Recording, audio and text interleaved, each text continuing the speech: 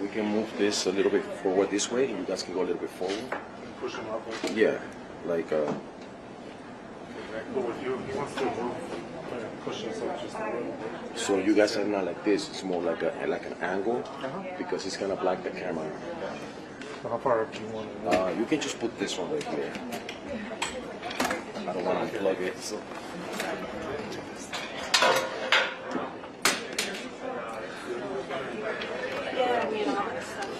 Well, you can go up, you can move up maybe a foot.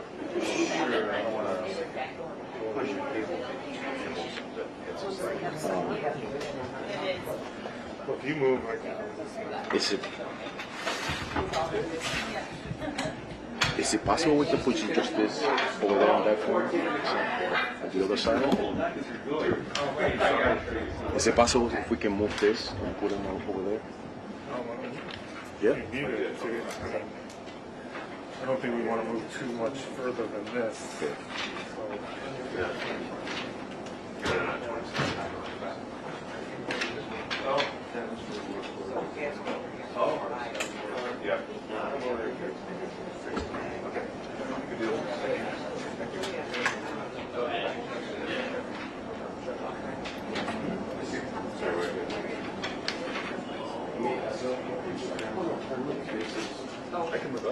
Yeah, so this cable,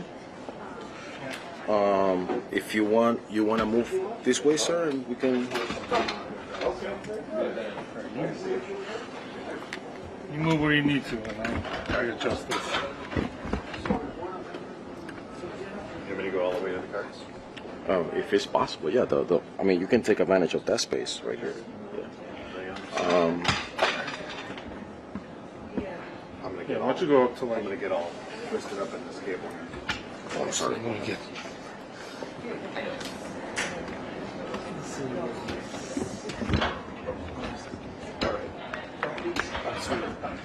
Should be good now. Alright. Yeah, that's good.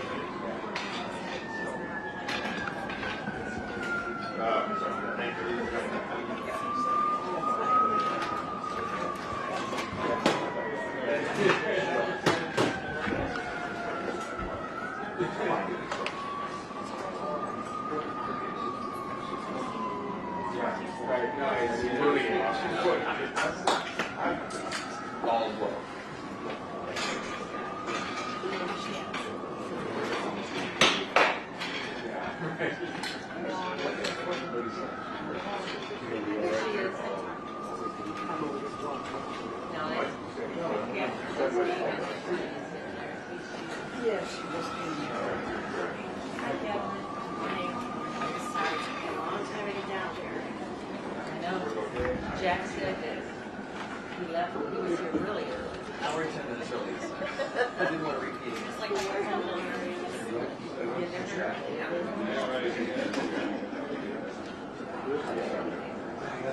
Get there You good, Court? Yeah. You know, space, I mean, yeah.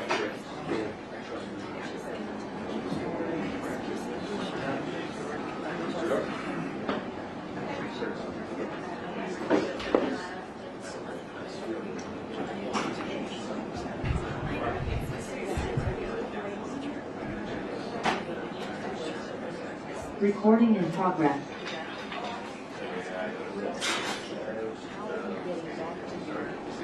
Where do you go from here? Back to the hotel?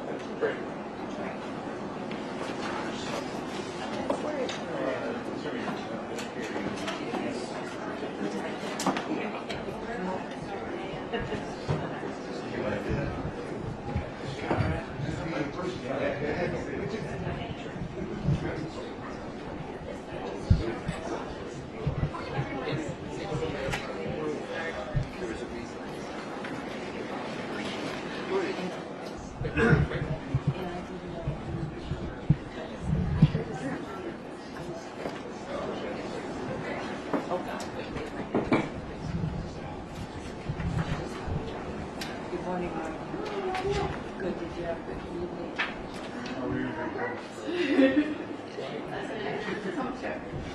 Yep, that it is. Nice job. No, we don't have to. I was up at 6. I was ready.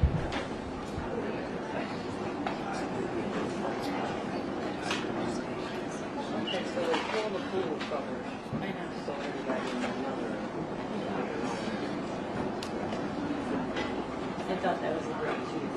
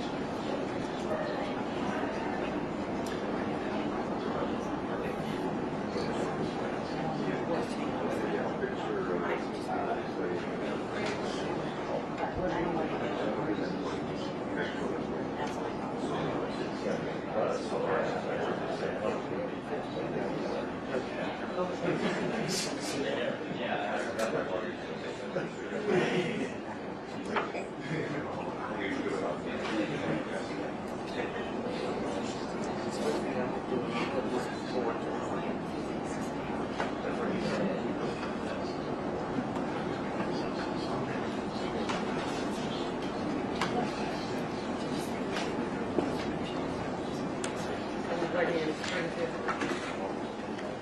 Are we unmuted for Springfield?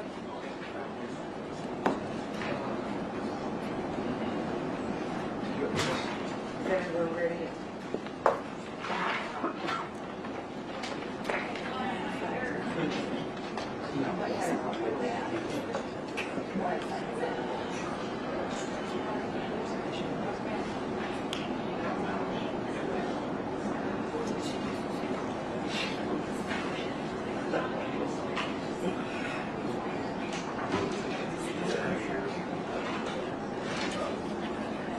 Andy?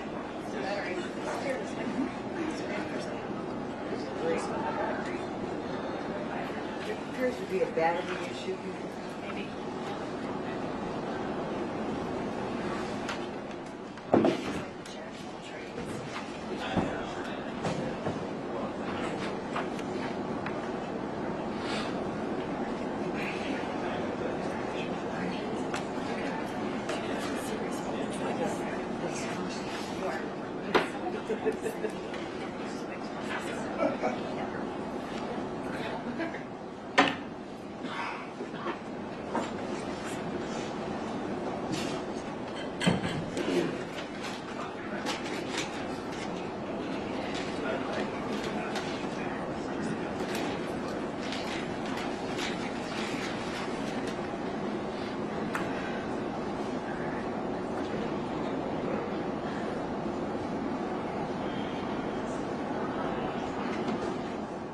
You ready in Springfield? Yes. Thank you. Good morning, everyone, and welcome. I will now call this meeting of the State Board of Elections to order. Today is January 30th, 2024. The time is now approximately 9:33 a.m. We can all rise for the Pledge of Allegiance, please.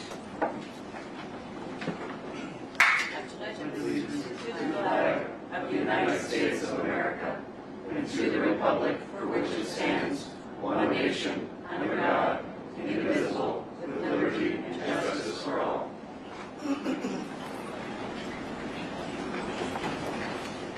Roll call, please, Amy. Ms. Ellicott? Present. Ms. Craig? Present. Mr. Lacy? Present. Ms. McCory? Present. Mr. Turbin? Present. Mr. Brett? Present. Vice Chair Donahue? Present. Chair Watson? Present. Thank you. Madam General Counsel, the agenda calls for us to begin with the lack of apparent conformity of petition. You may proceed. Thank you. This is agenda item 1A. Candidate Zazzini. Hold on one second. You want to turn on telephones off? Or on Buzz U, or we'd appreciate that. Thank you. Continue. Thank you. Candidate Zazzini submitted nomination papers for the office of alternative delegate to candidate Ron DeSantis for the 6th Congressional District. Candidate Zazzini did not sign their statement of candidacy, and therefore, under the board's current conformity policies, the papers are not compliant. Therefore, I recommend that the nomination papers be dismissed and that the candidate not be certified to the ballot. I would move that we accept the recommendation of our general counsel. Second. Roll call, please. Ms. Ellicott? Yes. Ms. Craig? Yes. Mr. Lacy? Yes. Ms. McCory? Yes. Mr. Turbin? Yes. Mr. Brett? Yes. Vice Chair Donahue? Yes. Chair Watson? Yes. Motion passed. Thank you. Is there a motion to recess the State Board of Election and reconvene as the State Office's Electoral Board, please? So moved. Second. Roll call, please. Ms. Ellicott? Present. Ms. Craig? Yes. Mr. Lacy? Yes. Ms. McCory? Yes. Mr. Turbin? Yes. Mr. Brett? Yes. Vice Chair Donahue? Yes. Chair Watson. Yes. Motion passes. Madam General Counsel? Thank you. Before we proceed into our cases, I'd like to give everyone a little bit of background and logistics for this morning. I'd like to thank everyone for being here today. I'm Marnie Malowitz, General Counsel to the Board. Today, the Board will be hearing objections to the nomination papers of candidates seeking to appear on the ballot for the general primary election on March 19th of this year as established party, special judicial, or presidential candidates. For each case called, I will read a brief summary of the objection, recommendation of the hearing officer, and my recommendation on the disposition of the matter. We ask that the parties keep their arguments relatively brief, with the objector going first and the candidate going second. The board may grant more time for argument if they wish, but under Rule of Procedure 11, they have the ultimate authority to decide what oral arguments may proceed. The board has a number of cases to hear today, and the parties have already been given an opportunity to present evidence and arguments to their hearing officer. The board has been given copies of all of the objections, motions, briefs, hearing officer recommendations, and exceptions to hearing officer recommendations to consider, so there's no need to reconsider or reiterate every argument your side has advanced. Please also remember that no new evidence is to be presented here today. This is an opportunity to make legal arguments and explain your position to the board. Once the board has voted on your case, you can pick up a copy of your board order from Andy Nauman in Chicago, who's waving his hand over there, or from Jordan Andrew in the Springfield office. Hopefully Jordan is waving her hand. And I'd like to give a thank you to the board staff, and especially the legal staff, for all the effort you have put into these electoral board matters. I will proceed to call the first case. It's agenda item 3A. It's a special judicial candidate nominating petition for the March 19th, 2024 general primary election. So item 3A, Overturf versus Hopkins, 24 SOED GP 115. Objector Overturf, who is represented by attorney John Fogarty, filed an objection to the nomination papers of candidate Hopkins, who is represented by attorney Anthony Sherman. Candidate seeks ballot access as a Republican Party candidate for the office of Circuit Judge for the 2nd Judicial Circuit Tedeschi vacancy. Objectors argue the objection should be sustained and candidate removed from the ballot because he is not a resident of the unit that would select him as required by Article 6, Section 11 of the Illinois Constitution, and his statement of candidacy is invalid because he falsely represents that he lives in Franklin County, even though he has not abandoned his residence in Williamson County. The candidate filed a motion to strike and dismiss, arguing the objection pled insufficient facts in his petition, and the motion was fully briefed. Both sides in this matter offered a number of records into evidence in this case, including voter registration records, driver's licenses, other public records, social media postings, and candidate testified on his own behalf at the evidentiary hearing. The hearing officer found certain portions of that testimony to be not credible. The parties agreed on the applicable test for residency, and the objector bears the burden of proof. For legal purposes, residency is determined by physical presence and an intent to remain. Once a residency is established, it is presumed to continue unless or until it has been abandoned. Here, the hearing officer recommends finding that candidate established residence in Williamson County when he left his marital residence in connection with the dissolution of marriage proceedings in 2021, I apologize. The candidates resided in Williamson County since that time. The candidate initiated a lease of a property within the judicial district in Franklin County in October 2023, but that the facts demonstrate the candidate has not abandoned his residence in Williamson County. The hearing officer recommends finding that because he does not reside in the unit that would elect him as required by the Illinois Constitution, the candidate does not meet the Illinois Constitution's requirement that he reside in the unit that would elect him, and that he filed a false statement of candidacy in violation of Section 7-10 of the Election Code. The candidate filed an exception to the hearing officer's recommendation, arguing, among other things, that the hearing officer should not have independently researched candidates' divorce records. I agree with the candidate on that point. But that said, the hearing officer located no records, so none was considered and no harm was resulted. The hearing officer recommends, and I agree, that the candidate's motion should be denied because the objection petition was properly pled. Objector's objection should be sustained, and candidate Hopkins' name should not be certified for the March general primary ballot as a Republican Party candidate for the office of circuit judge for the 2nd Judicial Circuit. Okay. Attorney Fogarty? Yes, John Fogarty on behalf of the objector. We would ask that you accept the recommendation of the hearing officer and the general counsel. I'm happy to answer questions. The test for residency, I think all parties agree on physical presence and intent to remain. I would suggest that the hearing officer is the person who is best able to judge the credibility of the witness, and in this case the candidate, and determine whether his actions told a different story than his words. And I think that was the case here.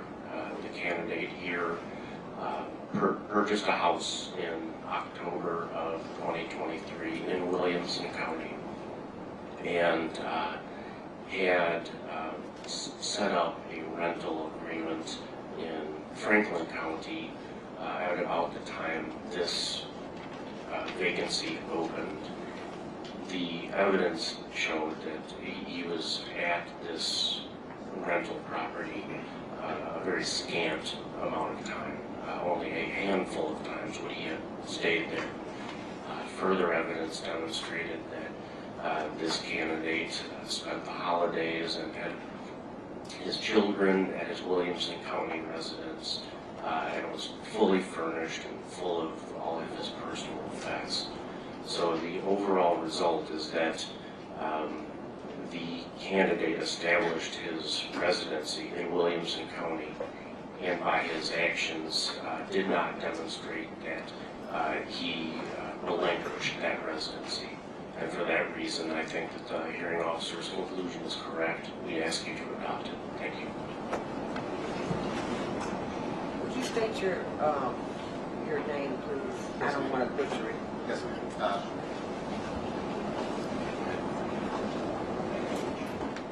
Yes, ma'am. Good morning. My name is Anthony Shearing. Shearing. Yes, ma'am. Proceed. Thank you very much.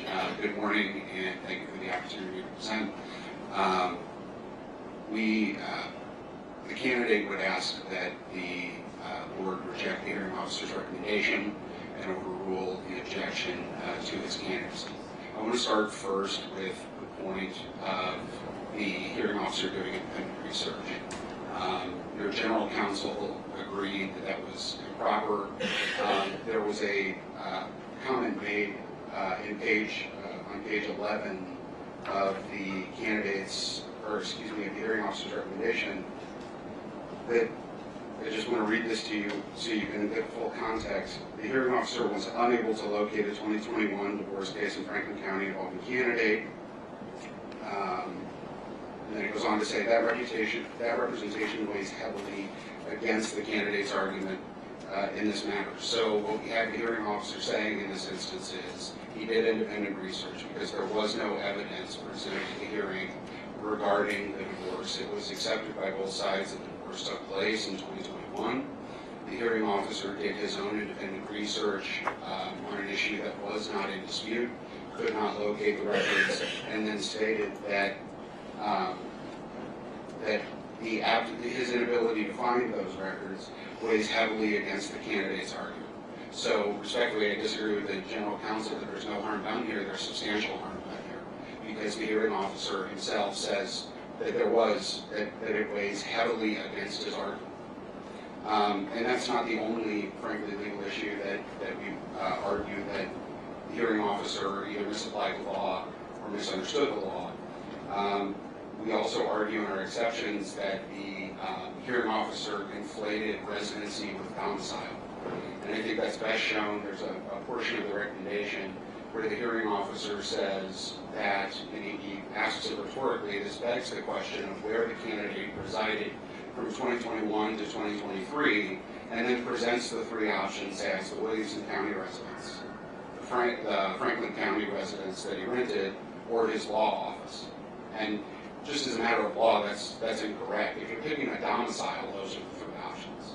There is a fourth option, no residency, because he was physically present in a particular area for a period of time, but he did not intend to remain there. And we cite the law for that proposition in our exception.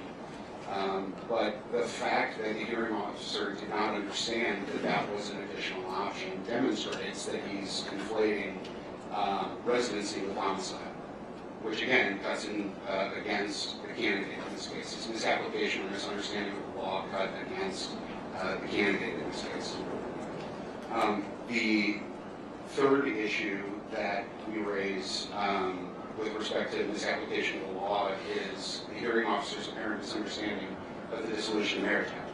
Just at the outset, I have to say I never thought family law would come into an election law case, but here we are. He states that the candidate stated in his testimony that the reason that he initially started living in this Williamson County house was to, he was very blunt about it, frankly, to obtain a tactical advantage in his divorce. He thought that living closer to his children's school would give him an advantage when they were trying to figure out custody and parenting time. He said that he intended to live there for 2 years because after 2 years, the burden for reopening a divorce case becomes significantly higher. The hearing officer stated in his recommendation that the ability to modify parenting time at any point cuts against the legal argument that the candidate was making, which is just incorrect as a matter of law. I mean, after parenting time is established in a divorce decree, and that 2 years passes so the divorce decree cannot be reopened absent really exceptional circumstances, the burden shifts to being on the moving parent to be able to show a substantial change in circumstances. And at that point, moving is not a substantial change in circumstances. In fact, we cite a case in our exceptions. It's, I believe, a 3rd District case where the parent was moving from Illinois to Germany, and that was not a substantial change in circumstances. And so, as a result, I think it kind of logically follows that him moving from Williamson County back to Franklin County at that point would not work against him the way the hearing officer believed that it would.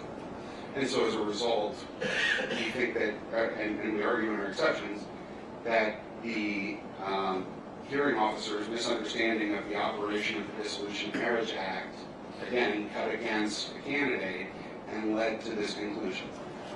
And finally, we believe that the hearing officer considered improper impeachment evidence as a part of his recommendation. There were several instances where counsel for the objector asked the candidate about statements that were made in affidavits from third parties. The candidate submitted 7 affidavits in support of his efforts to sound ballot.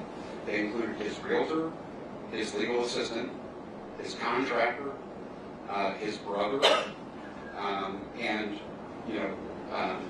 his neighbor at the Franklin County residence, all of whom said that they had had discussions with the candidate about his intent to return to Franklin County, and that his living in Williamson County was temporary and was always intended to be temporary.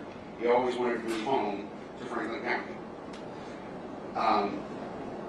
The objector, as an example, the candidate's landlord in the Franklin County property said that he had driven by the property multiple times and seen the candidate's car outside the house.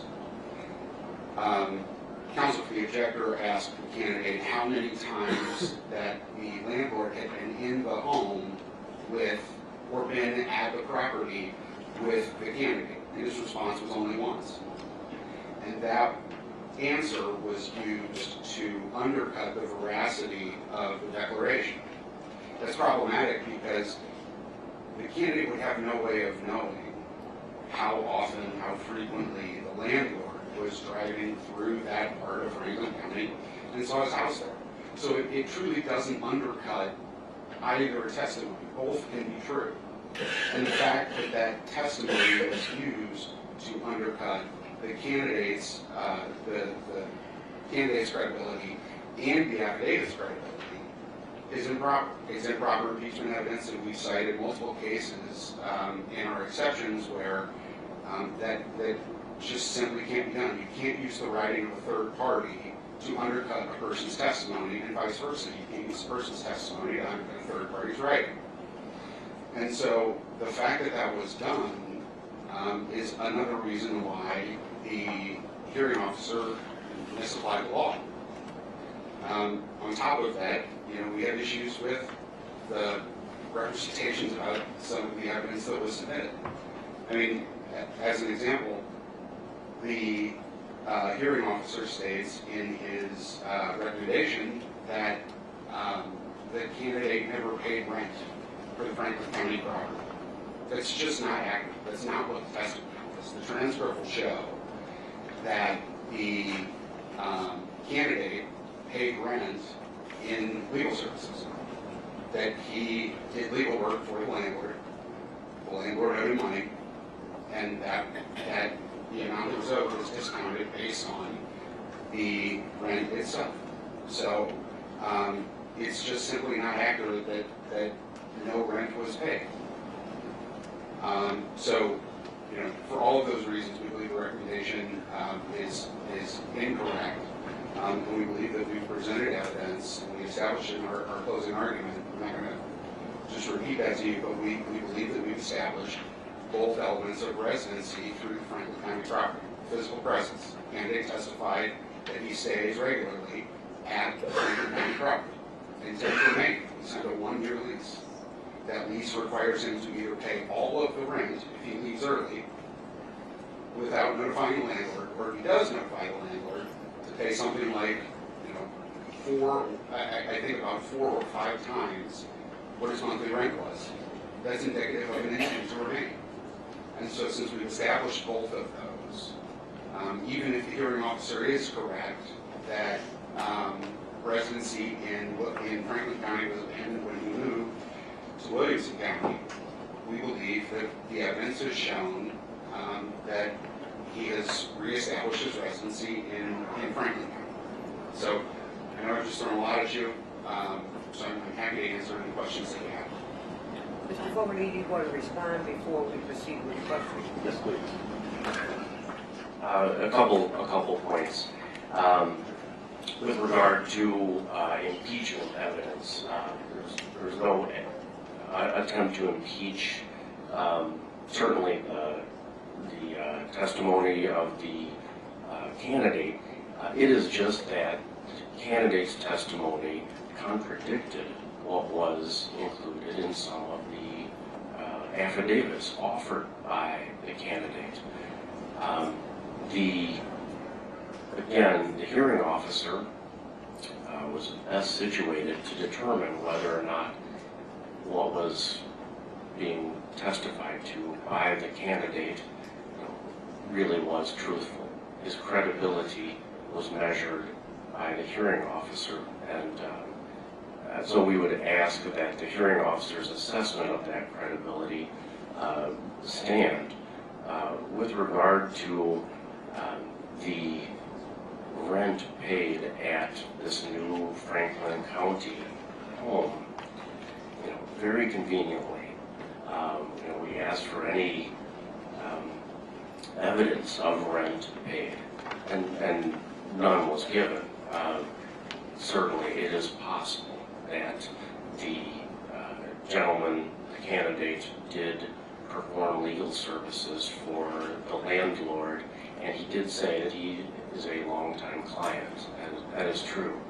But it's a very, very convenient arrangement for someone who is at the last minute rushing to reestablish themselves in Franklin County. His landlord also, who the affidavit said that he drove by several times, he lives in Georgia. He lives in Georgia. It's just one idiosyncratic fact after another. The candidate rented his nice home in Williamson County and ended up buying that home just in October, and then purported to put it back on the market in the middle of October after this vacancy was announced. No for sale sign in the yard, no listing. You look at Redfin, you look at Zillow, you look at Realtor.com. This home is not on the market. So if someone wants to sell a home, you market it. Nothing has been done. So at the end of the day, these are a lot of facts that were put together in order to try to, at the very last minute, reestablish in Franklin County. The hearing officer saw through it, and his judgment should be respected, should stand. And I'll answer questions as well. Question? Mr. Sherry, Yes, your client changed his driver's license and his voter registration card in Williamson County, correct? And his statement that it was inadvertent seems a bit disingenuous.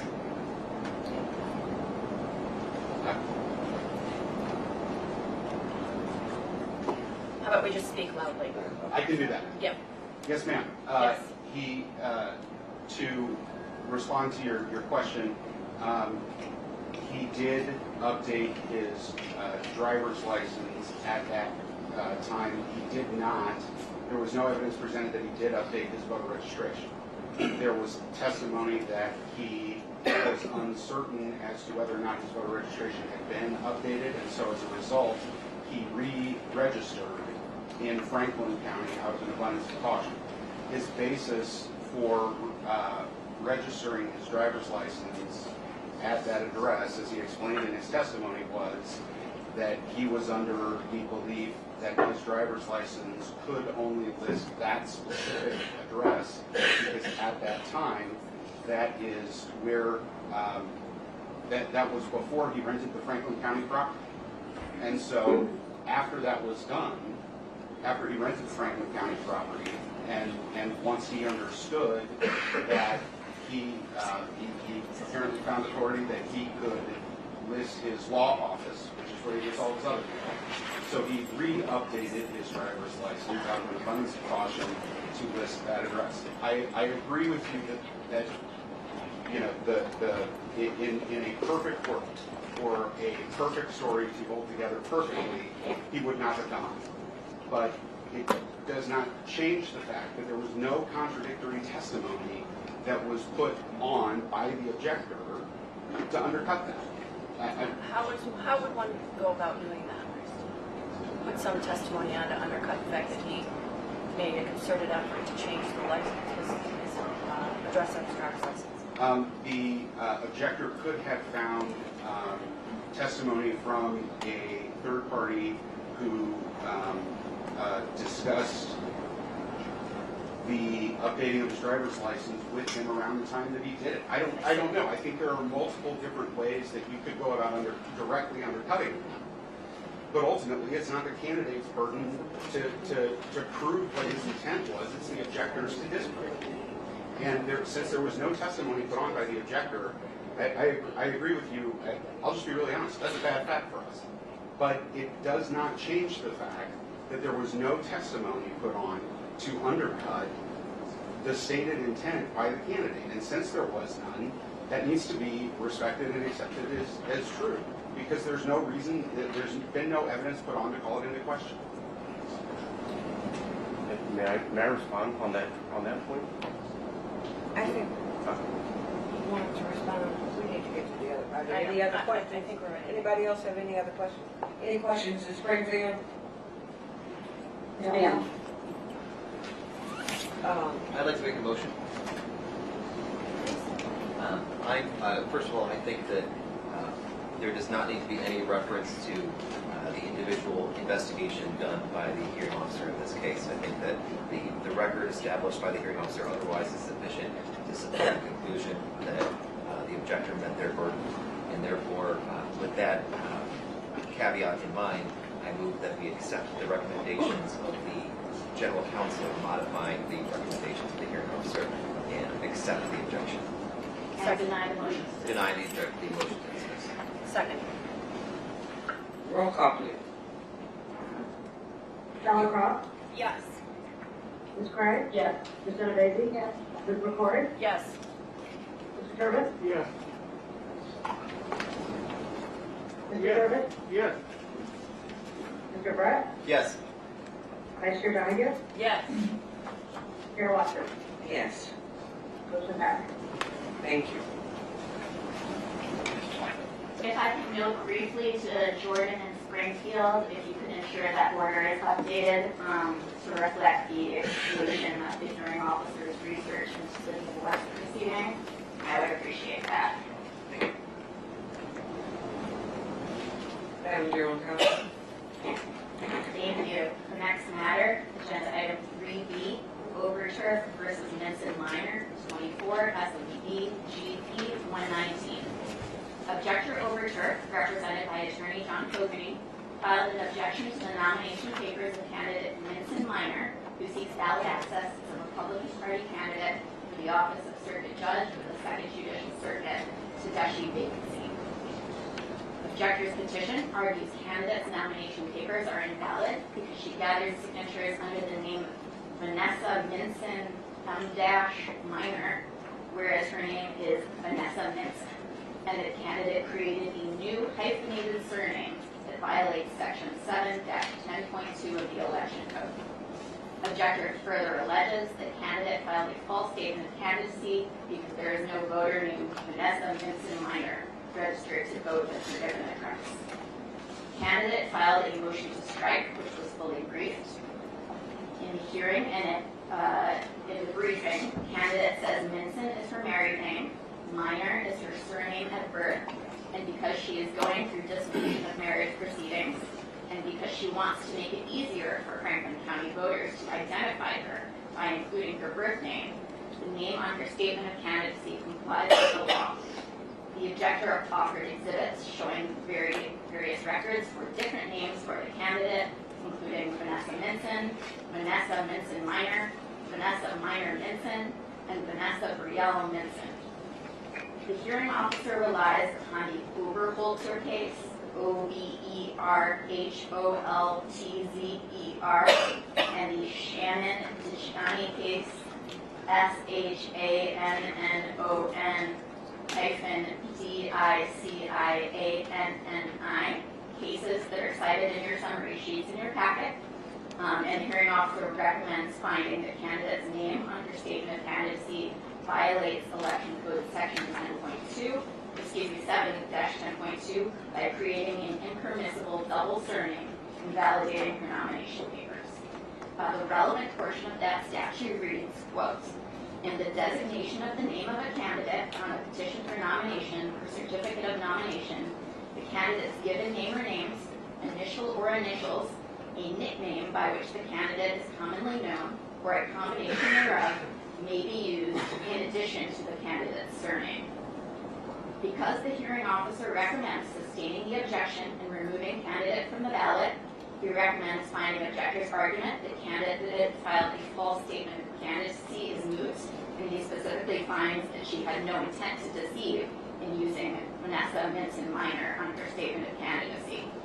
The candidate could not be here today. She has court hearings, but she did file exceptions to the hearing officer's recommendation, but I did not find any of them to be persuasive. The hearing officer recommends, and I agree, that the candidate's motion to strike should be denied, that the objection should be sustained, and that candidate Minson Minor's name should not be certified for the March general primary ballot as a Republican Party candidate for the office of Circuit Judge for the Second Judicial Circuit.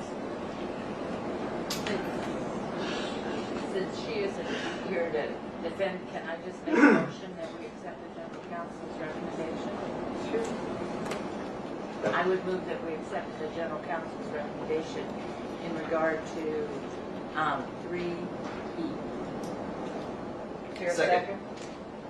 Roll call, Second. please.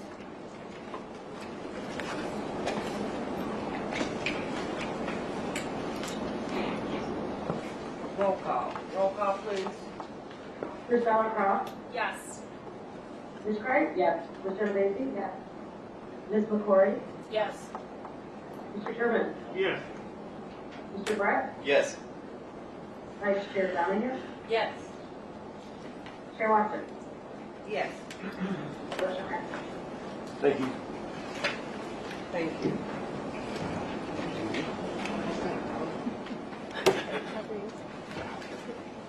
Thank you, Amy. There's something wrong with my microphone, now. Madam General Counsel, I think we're going to take a brief break before we begin with the presidential candidates. So what is the time now?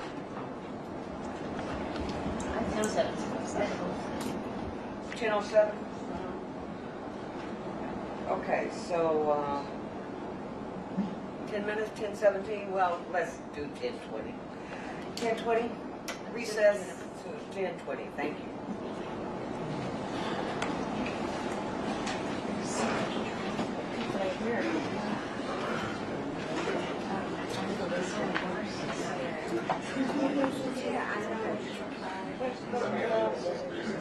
Mr. Craig.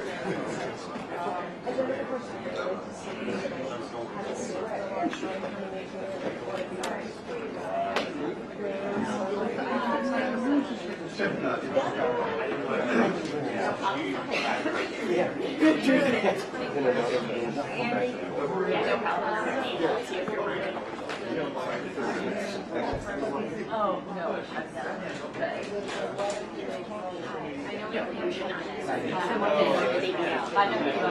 not.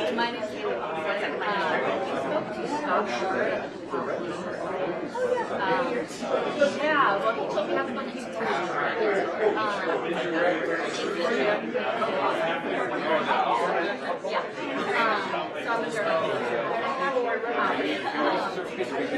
yes, please, go ahead. Yeah, okay.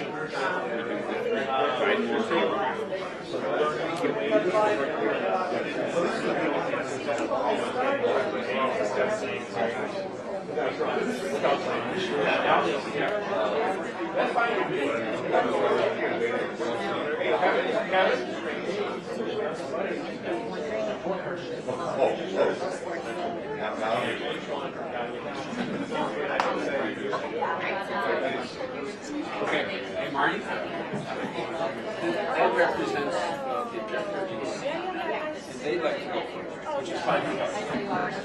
Determine that the 3 Biden case lawyers have. Okay with us.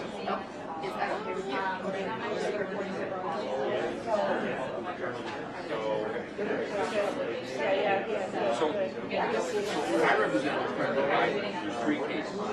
They're broken up by the case against Trump. So I wanted to do all the Biden cases. Mr. Mullen, who represents the objector, I'd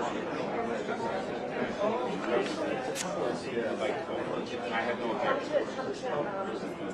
C first, and then maybe. I know. Yes. I understand. Oh. Yes.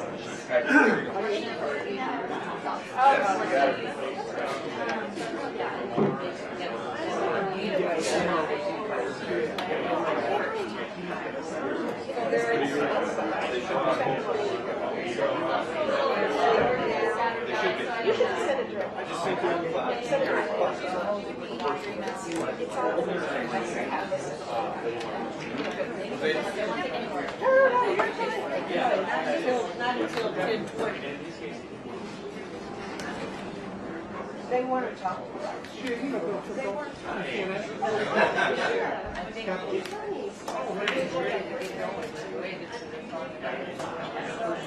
And the most acceptable.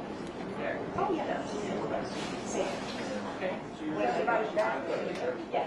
Yeah, I'm just confirming there's a bit of a shuffle. We're gonna do Trump first, and then the other three might all together. So I think that either one, either way, but the other do all together. Yeah, well, both. Yeah.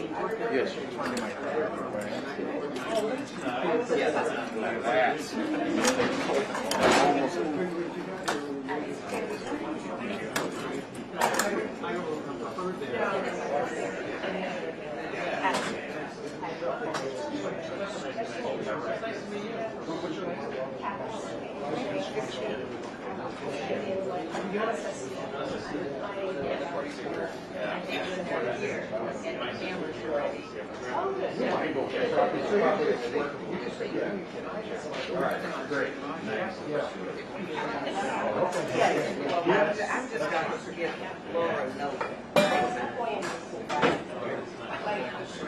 They came over and they said it was in there. Yeah, said there were lots of versions of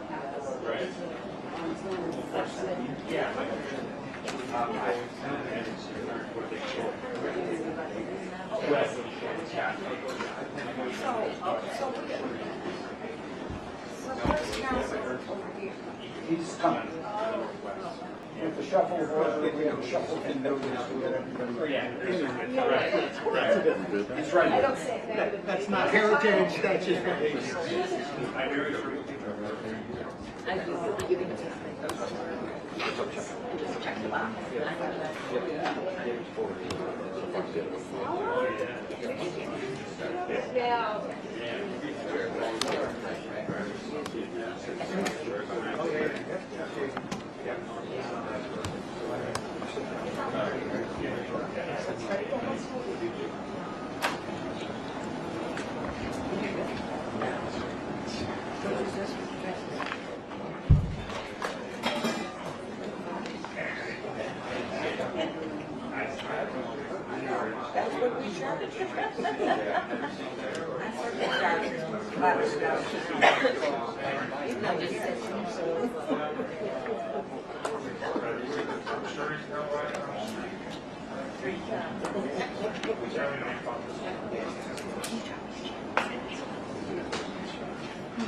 Our counselor here.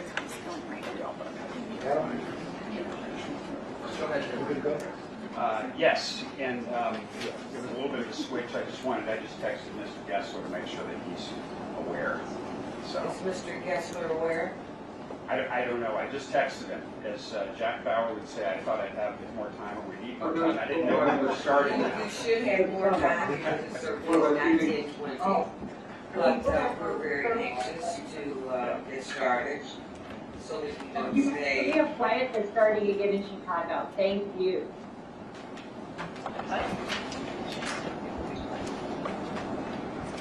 Are we ready in Springfield? Yes, ma'am. Are we ready in Chicago now? Yeah. Madam Joe? I beg your pardon?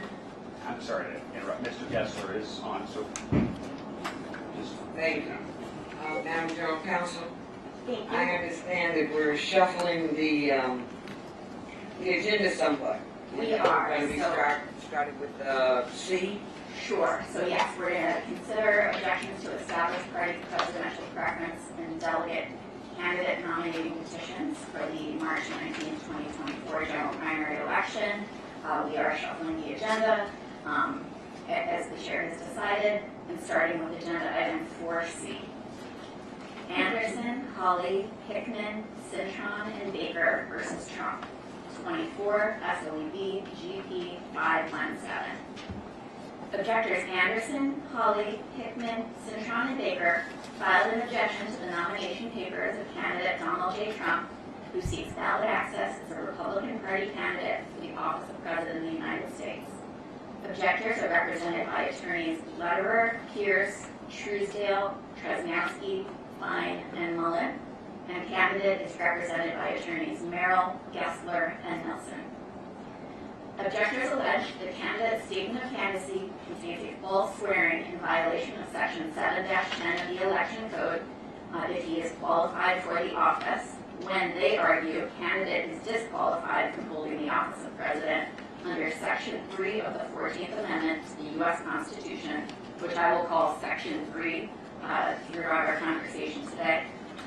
Because candidate previously swore an oath to support the Constitution of the United States, but had engaged in insurrection or rebellion against the same, or given aid or comfort to the enemies thereof.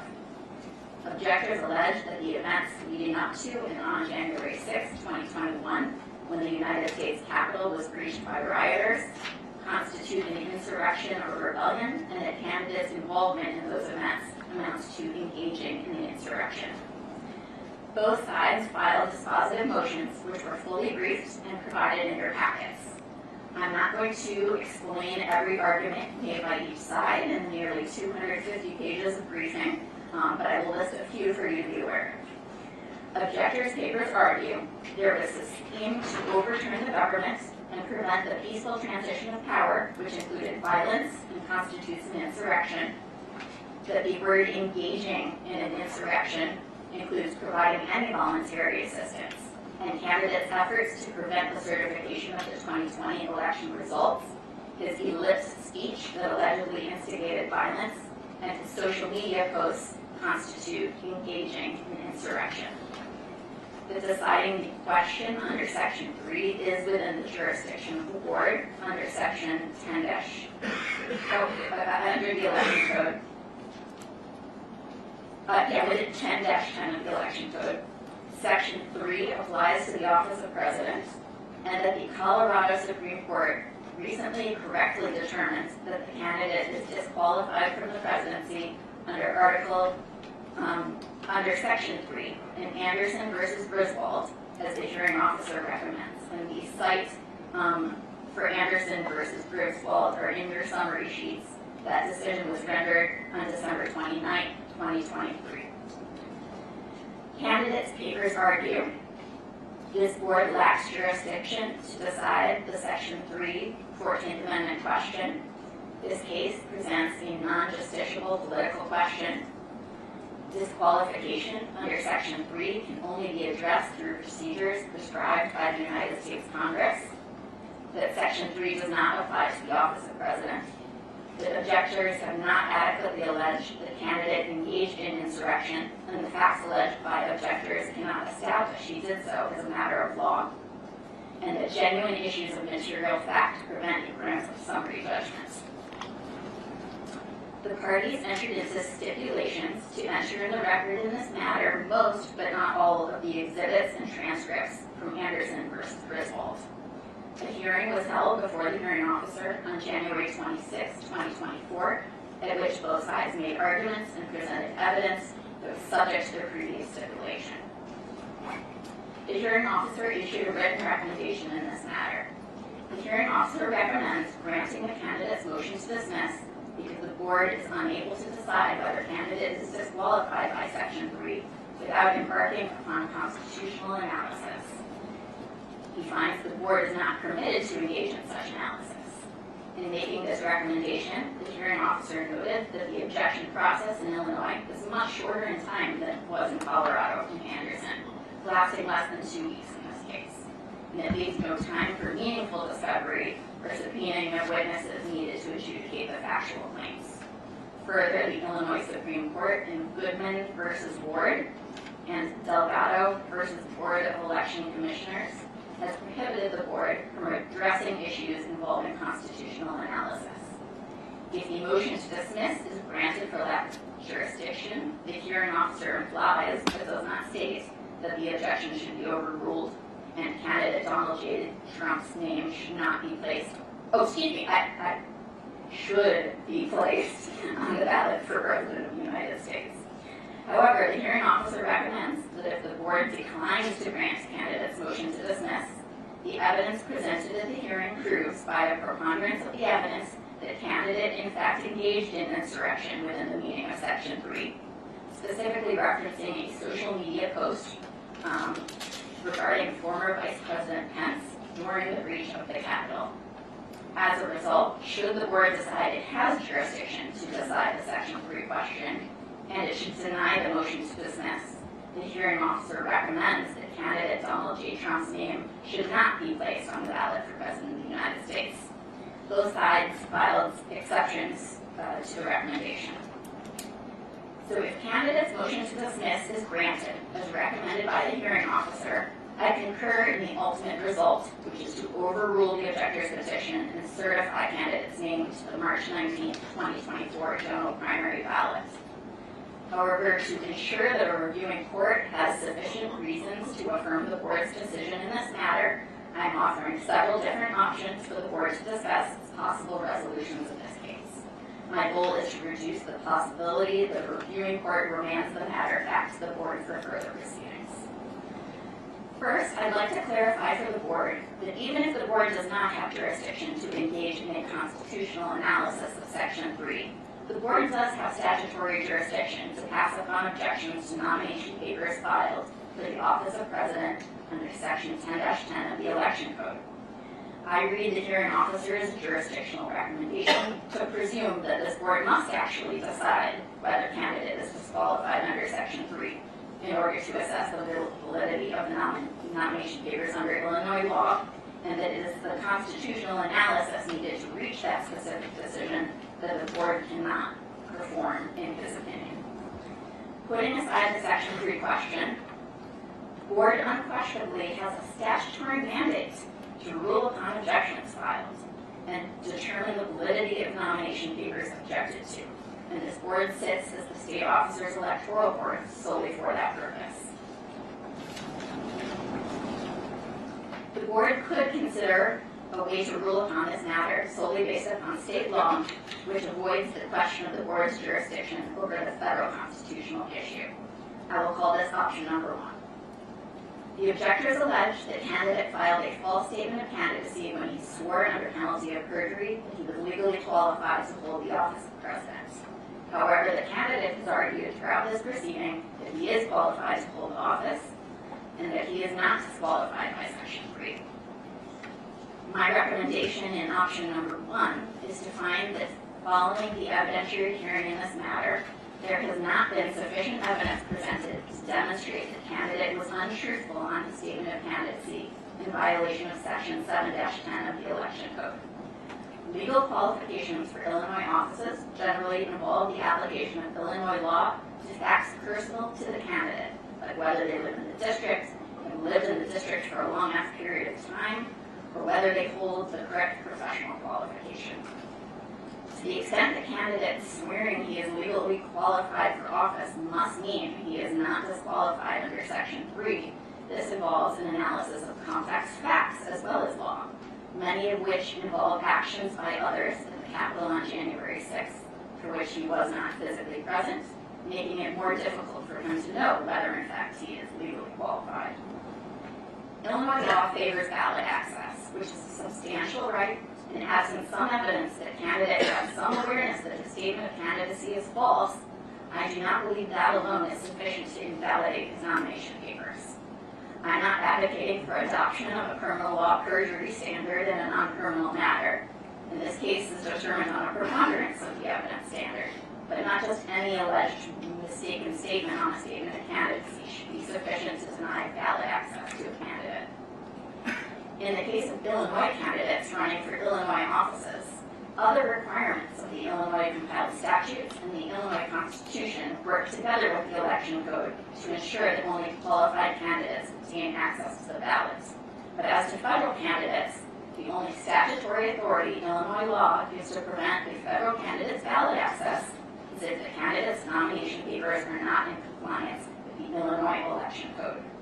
And the singular way this board's process touches a federal candidate's substantive qualifications for office is if the candidate falsely states they're qualified to hold the office and a duly filed objection is sustained for that reason, and I am not convinced here that the candidate has filed a false statement. To the extent that Illinois law does require that candidates actually meet all legal qualifications for office, state and federal, in order to have valid nomination papers, then I recommend adopting the hearing officer's argument that the board lacks jurisdiction to engage in the constitutional analysis necessary to decide whether Section 3 disqualifies a candidate from holding office. Even if the board believes it has jurisdiction to analyze and decide the Section 3 question, I discourage the board from doing so today. A number of legal questions must be decided, including whether Section 3 applies to the office of president, before it would be appropriate to determine that the candidate did or did not engage in insurrection. The hearing officer's recommendation does not make recommendations on certain preliminary legal questions. So if the board considers those facts without first evaluating these legal questions, this could result in reversal by the courts and possible remands to this board for further proceedings. I think it's in the interest of everyone, the board's decision after today proceed up through the court system towards a resolution. I would like to better understand which direction the board is headed in this ruling before we talk too specifically about ruling on the dispositive motions filed by each side. But in any event, I recommend finding that the objection should be overruled and the candidate's name, Donald J. Trump, should be certified to the March general primary ballot as a Republican Party candidate for the office of president. Now, I understand that we're asking the parties to limit their arguments to 15 minutes each. If the objectors can begin. That's correct. Counsel for the objection. Thank you. Madam Chairwoman, Madam Vice Chair, members of this board, counsel for the candidate, Mr. Trump, and Madam General Counsel. I'm Matthew Peters, and along with my colleagues, Ray to the left and Ron, I hope zooming in, we represent petitioner objectors in this matter. And it's an honor to do so. As the General Counsel has told you, and as I'm sure probably the weightlifting that you engaged in from the paper, unless you have it all electronically, has shown you it's a rich record. A lot of legal argument and writing, a lot of evidentiary material presented to you. And I think, without being immodest, the lawyers on both sides did a good job. This has been well submitted to you, and while I am passing out introductory compliments, the hearing officer did a remarkable job in a very short period of time, consuming a small mountain of legal argument and evidence and issuing a very thoughtful ruling.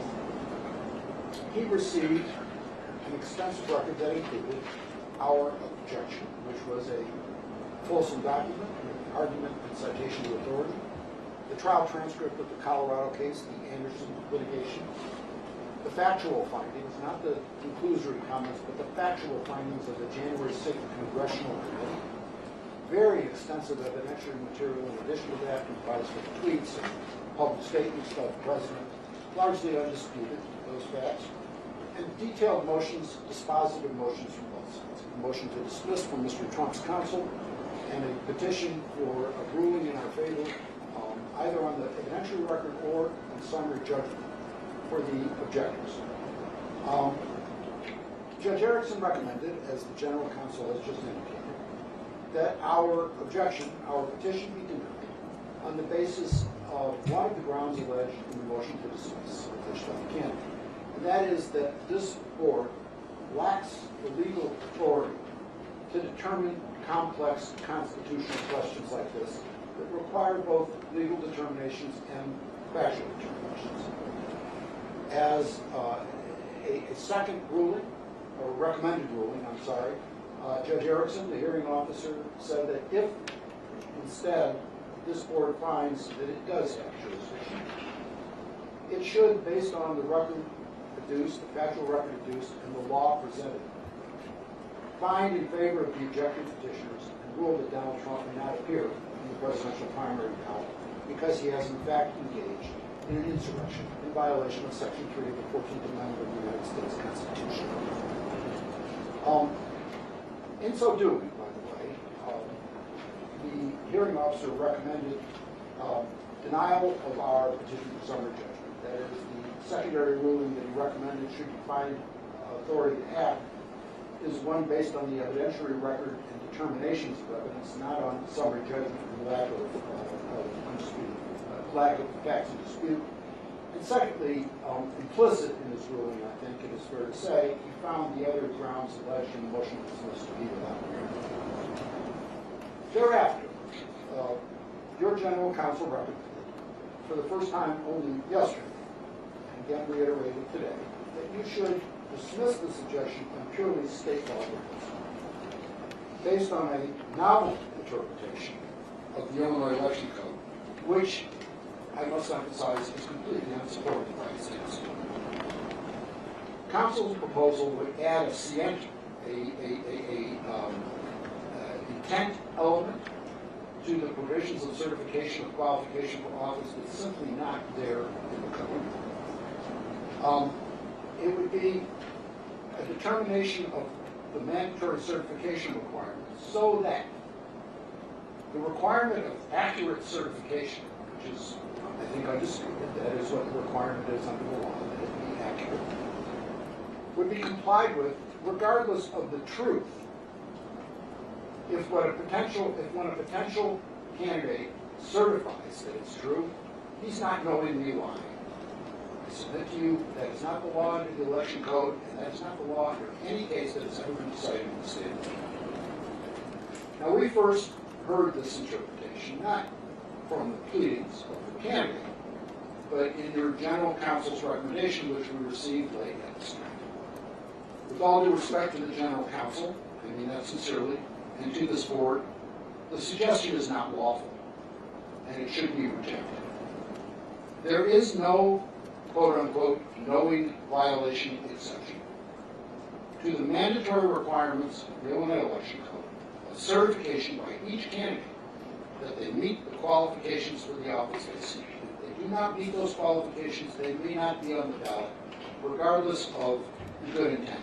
We heard some cases this morning about residency and about name change, and certainly in the case of the residency case, it is quite possible that the judicial candidate in that case thought that by renting an apartment in, I think it was Franklin County, Franklin County, that he or she was in compliance with the law.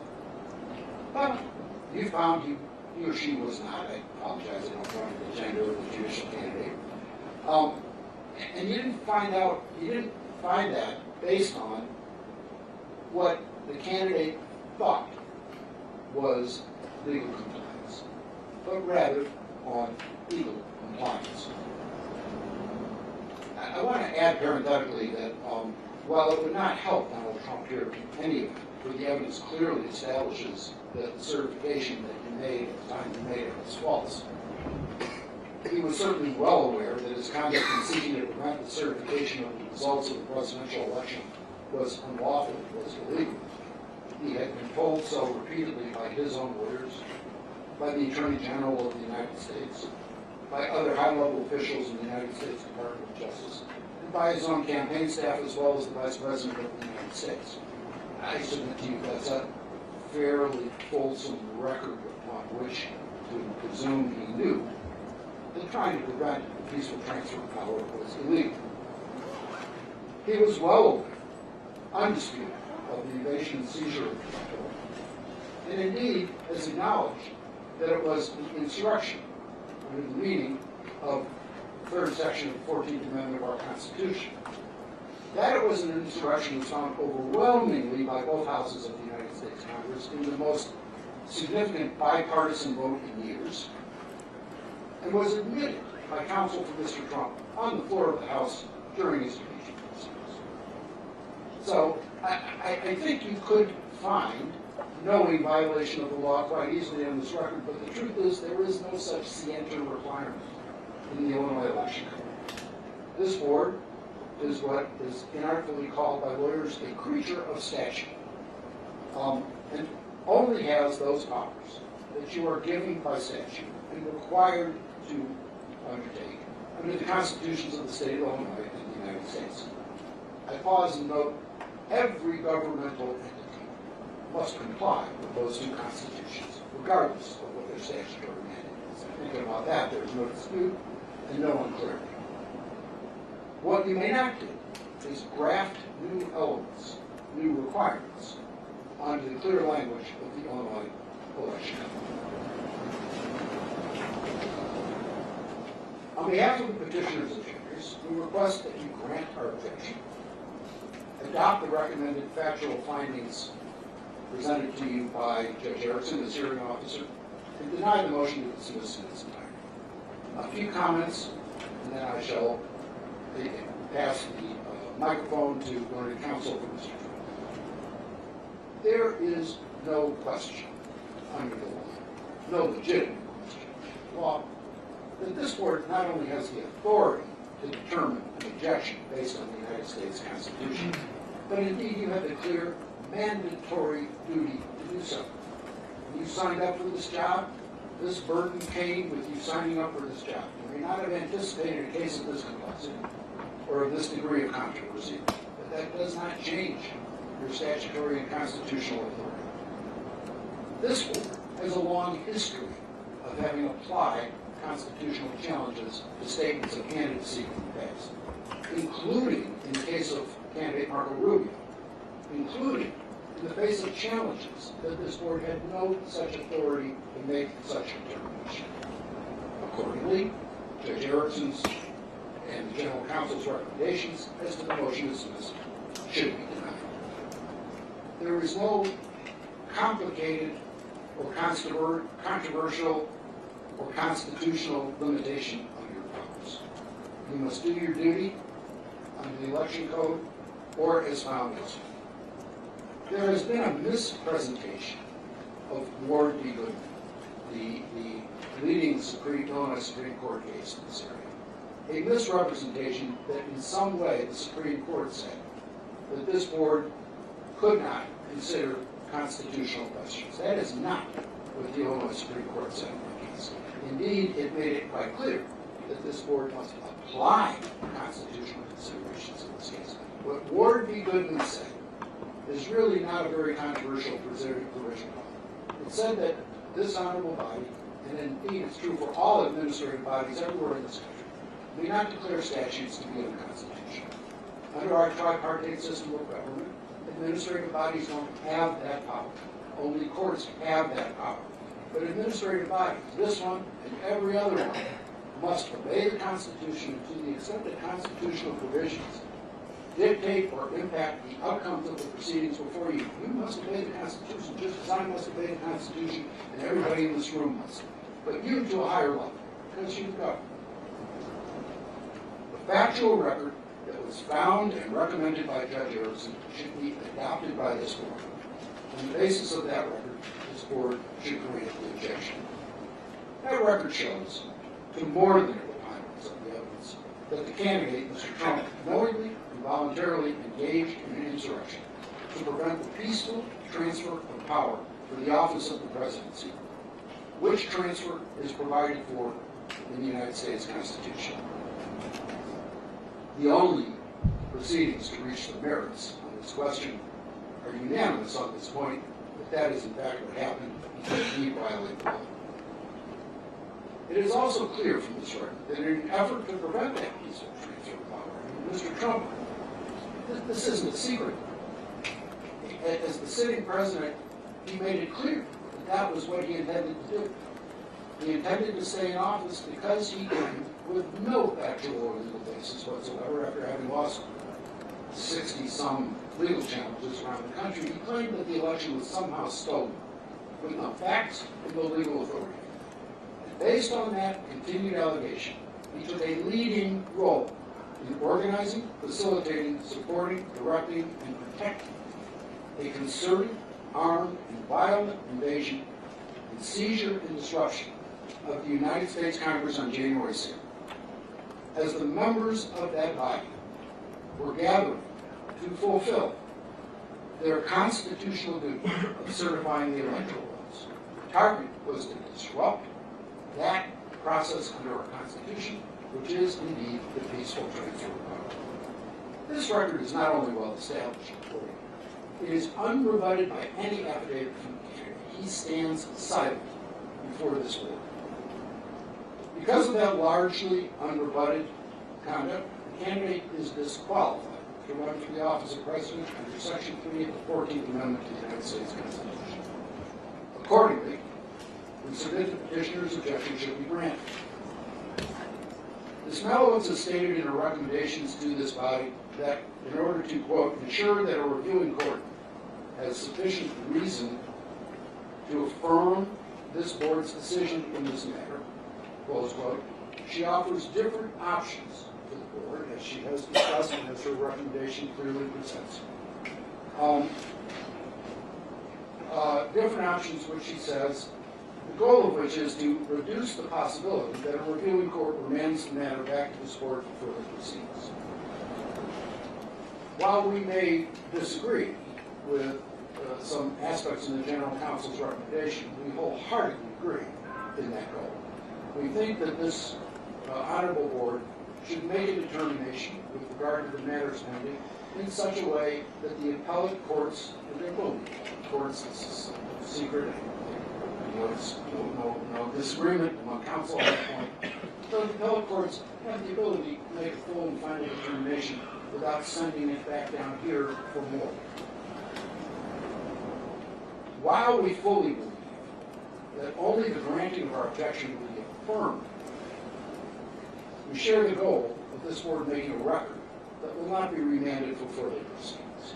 The proceedings before this board have been extensive and very thorough.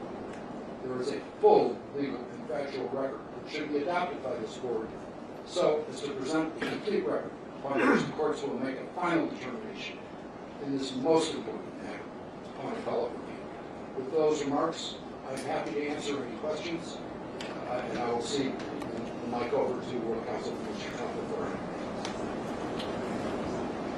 Do we want to take questions now, or do we want to allow the other counsel to proceed at this time? Counsel, please. Members of the board and counsel and staff, good morning. My name is Adam Merrill. I represent the candidate Donald J. Trump. My co-counsel, Scott Gessler, who couldn't be here today but is admitted in Illinois and was present at the hearing last Friday, is present via Zoom. Mr. Trump did not engage in insurrection as that term is used in the Constitution. It is a complicated legal term that has been rarely interpreted, and it wasn't even articulated correctly by the hearing officer in this case. And frankly, never should have reached it because of the lack of evidence and because of the lack of jurisdiction. Mr. Trump has denied participating in insurrection. In fact, Judge Erickson, the hearing officer, found that he didn't intend for there to be any violence. He never advocated violence. There's nothing in the record that suggested he did, and he always said all of his public statements and tweets on January 6th were to be peaceful. Now, there's been a lot of discussion. We believe that the General Counsel's recommendation makes a lot of sense and should be adopted because you can't find an affidavit to be false without actual evidence that they knew of, the candidate knew of falsity when he submitted the affidavit and statement of candidacy. In this case, that didn't happen. Let me talk for just a moment about the evidence, and if there's questions about the evidence. Mr. Gessler spent 5 days in a Colorado courtroom. He's much more familiar with it and can speak to that. But in terms of the evidence in this case, there was none. The parties stipulated with respect to two things, and that was that some of the exhibits from the Colorado trial could be considered by the hearing officer. But there were, all of the other objections concerning those exhibits were preserved. One of those main exhibits was the January 6th report. The January 6th report was a partisan report. It was done only by, the only Congress people that participated were people who had already voted to impeach President Trump. And under those circumstances, Illinois Rules of Evidence, Rule 803.8, doesn't permit the conclusions in that report to be submitted. We objected on that basis. We said we don't dispute its authenticity, but that was the limit of the stipulation, and we objected to it being considered for any other purposes. And within the report is what lawyers like to call hearsay within hearsay. It is simply not something that can be considered by the hearing officer, and it wasn't considered by the hearing officer, and it certainly is not something that can be considered by this board as proof of what the report suggests happened.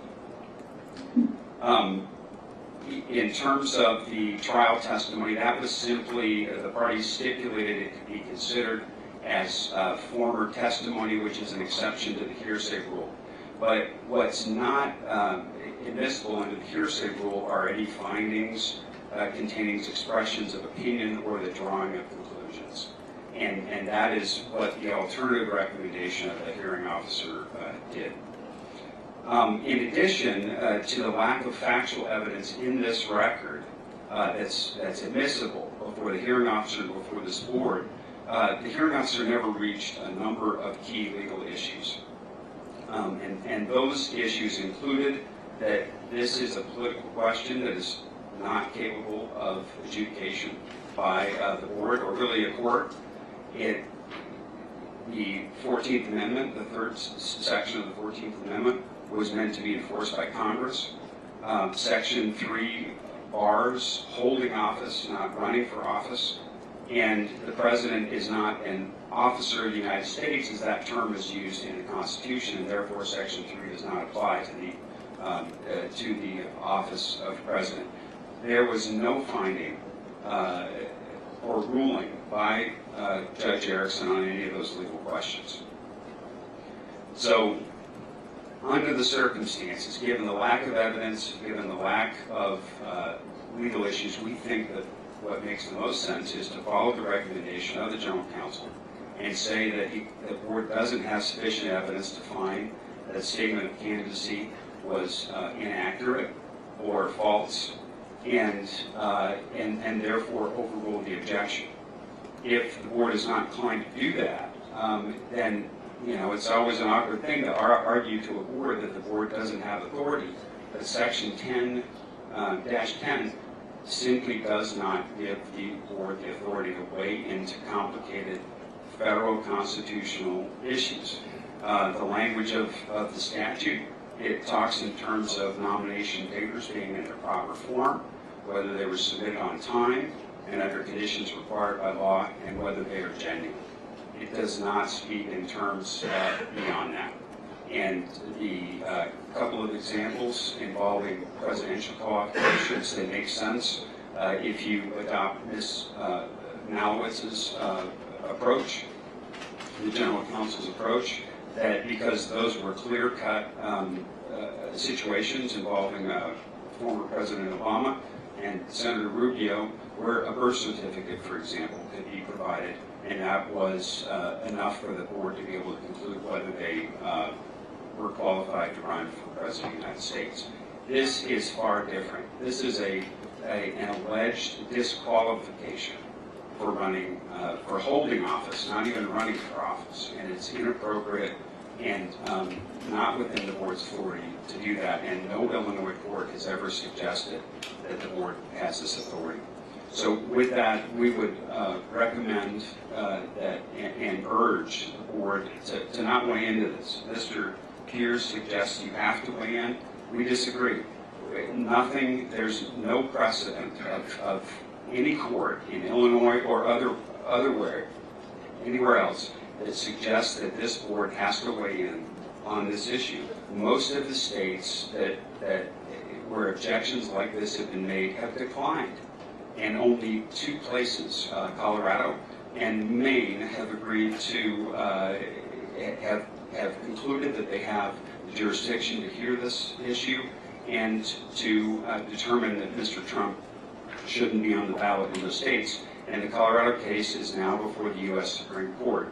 And it really, under all of these circumstances, makes no sense for the board to weigh in and deprive Trump of and the voters of Illinois to ballot access that Illinois law favors, and as the general counsel pointed out. So with that, unless the board has any questions, I'm available, and Mr. Gessler in particular, if there's any factual questions, is available to discuss this issue further. But we would urge the board to overrule the objection and allow Mr. Trump's name to appear on the primary ballot. Do you wish to add anything else? Very briefly, Madam Chairwoman, and I mean really briefly, not lawyers. Yeah, really briefly. It is simply untrue that the hearing officer found that Mr. Trump didn't intend violence. Let me read to you the language from the hearing officer's recommendation in that regard. This is at paragraph 7, I think it is numbered paragraphs. Quote, I'm sorry. I'm not going to do that intro again. Quote, even though the candidate may not have intended for violence to break out on January 6, 2021, he does not dispute that he received reports that violence was a likely possibility on January 6, 2021. The candidate does not dispute that he knew violence was occurring at the Capitol. End of quote. That's a far cry from finding that Mr. Trump did not intend violence. He certainly watched it and did nothing to stop it. I am happy to respond to the other issues raised in the motion to dismiss if you have questions. I think we've handled all of that fully in our briefing. I know you've got a busy morning, so I will add just one more sort of reiterative. When we used the January 6th report in this proceeding, we did not use the conclusions in that report, but only the factual findings. We do not seek for this board, to consider those conclusions. We haven't introduced those conclusions. Only the factual findings. And lastly, look at the Supreme Court's guidance in Goodwin. It is other than what has been represented. With all due respect, you are obligated to rule in this matter. And with that, I answer any questions or we stand down. If Mr. Gessler may just be permitted to just respond to some of the factual Mr. Gessler. issues. Thank you, Madam Chair, and I also want to thank the board for its courtesy in allowing me to appear by Zoom. I would just like to clarify a couple things very briefly. With respect, a slight misstatement by my co-counsel. There is one court in the entire United States, that's Colorado, that has sought to adjudicate and exercise jurisdiction over these issues. Every other court has rejected it.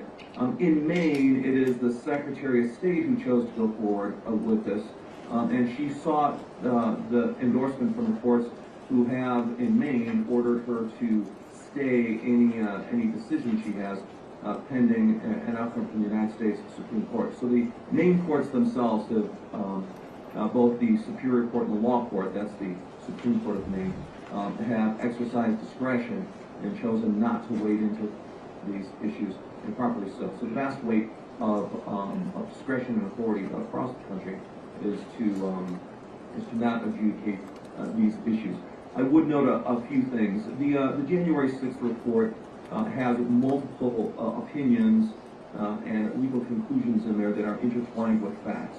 For example, with respect to President Trump.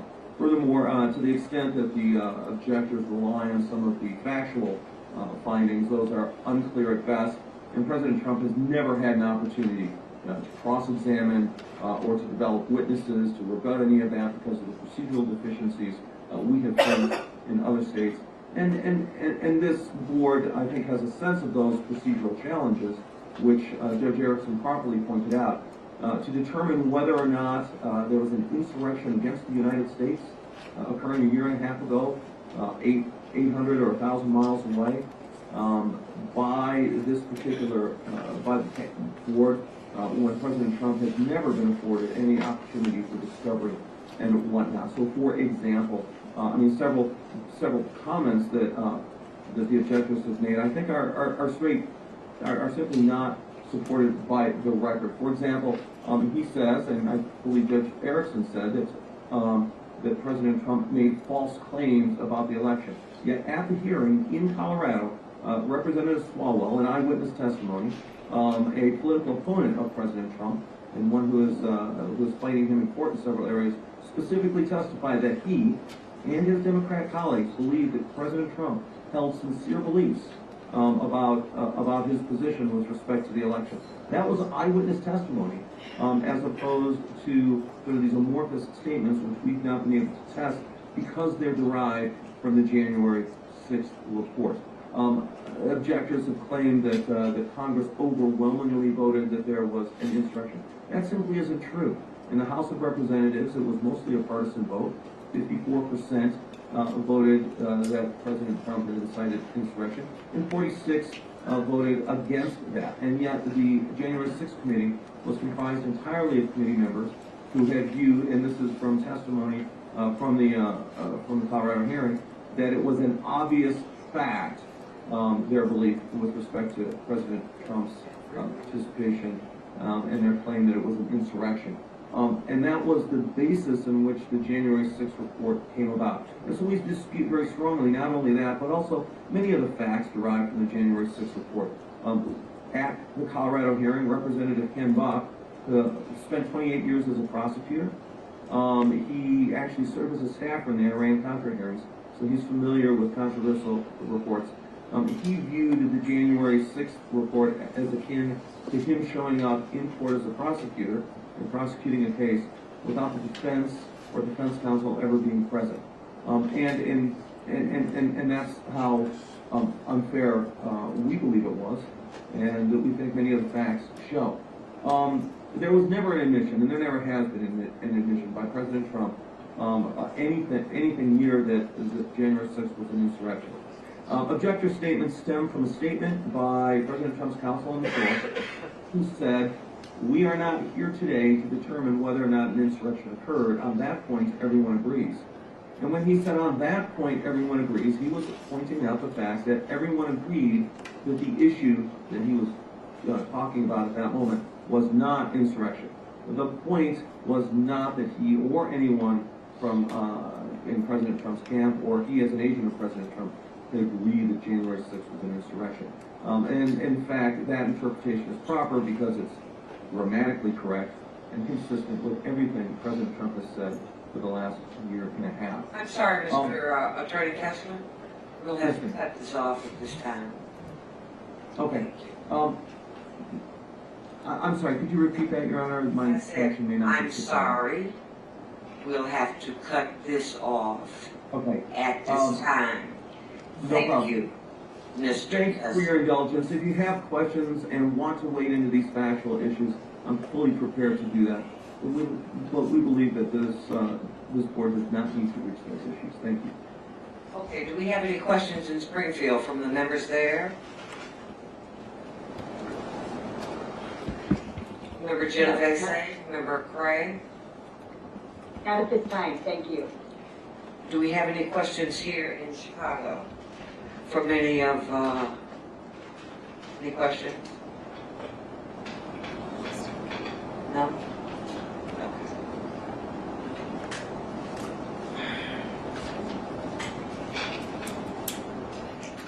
Do we have a motion at this time? Brief discussion first, before motion, is that all right? I have a motion. Please. Thank you. Thank you very much. It is a phrase in the law or an axiom that hard cases make bad law. And I think we can all agree that that applies to this case, the situation that lays before us.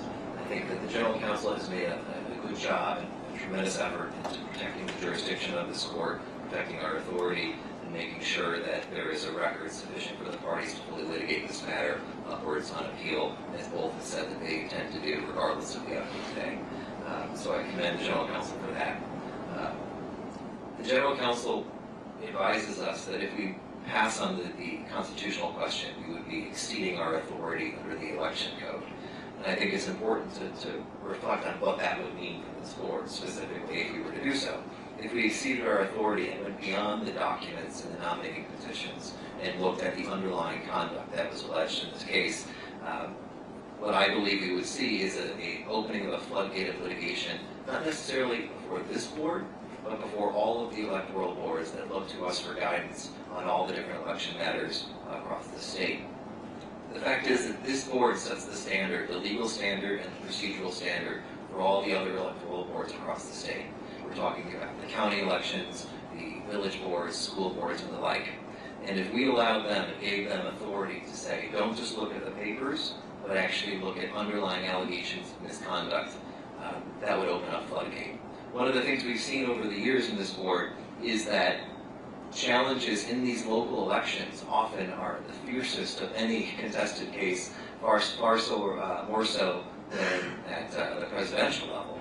And I think that what we would see if we exceeded our authority is every possible school board candidate would seek to challenge the qualifications based on some sort of alleged criminal conduct. And this board and the other electoral boards are certainly not constituted to do so.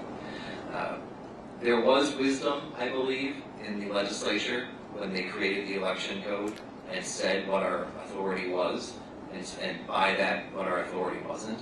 And when we all took an oath to serve in this role, we would be violating that oath if we exceeded our authority and weighed into the constitutional question against the recommendation of the hearing officer and against the recommendation of the general counsel.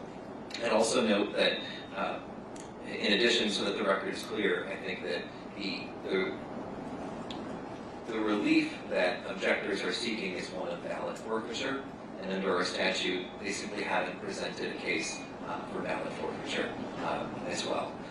So with all of those caveats in mind, that's the rationale in my mind, maybe others to others.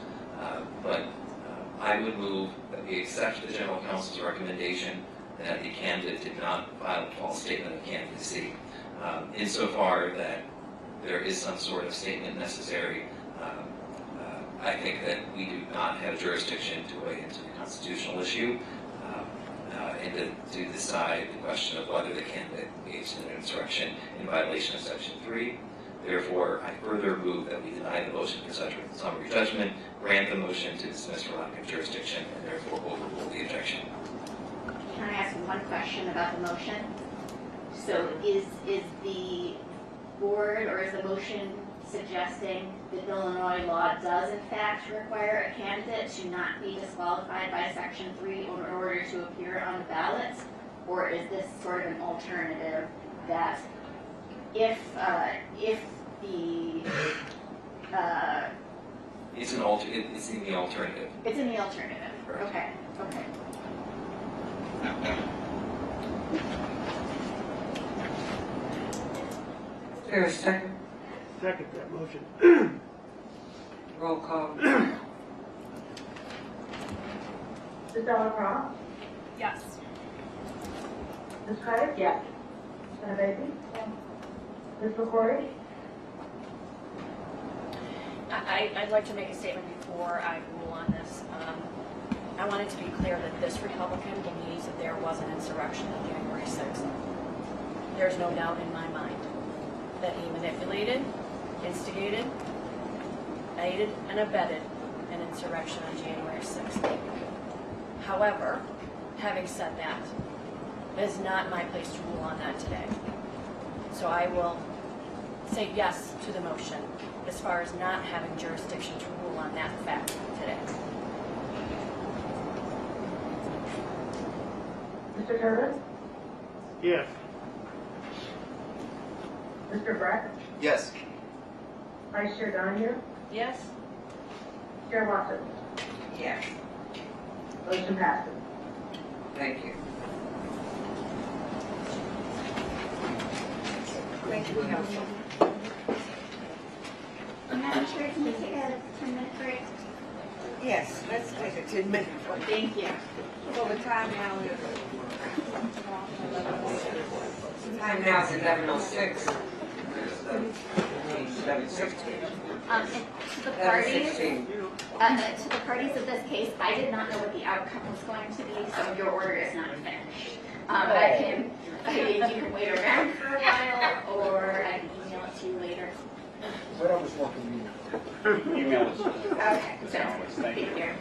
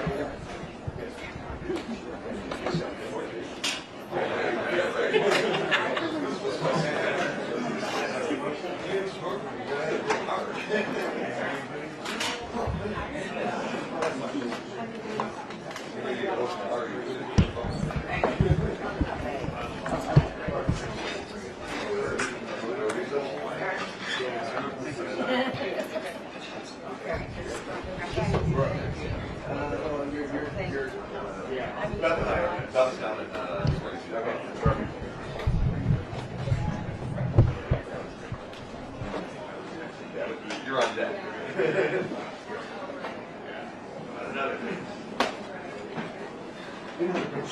As the board goes, as you're all about ready to have a cigarette. Right, start smoking this for it. Government building, too bad I can't have the scotch over. I can't bring scotch. Put a shake. I think she had lives. I would be surprised, however. But no.